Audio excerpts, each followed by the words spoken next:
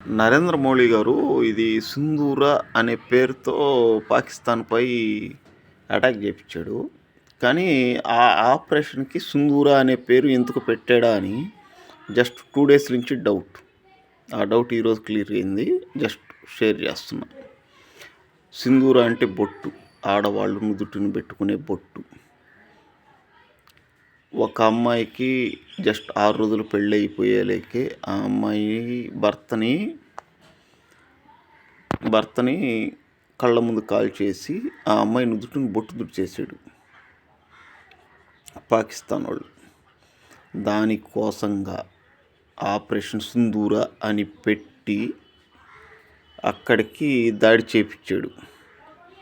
కానీ దీంట్లో విచిత్రం ఏంటంటే ఫస్ట్ దాడి చేసింది మన ర్యాఫిట్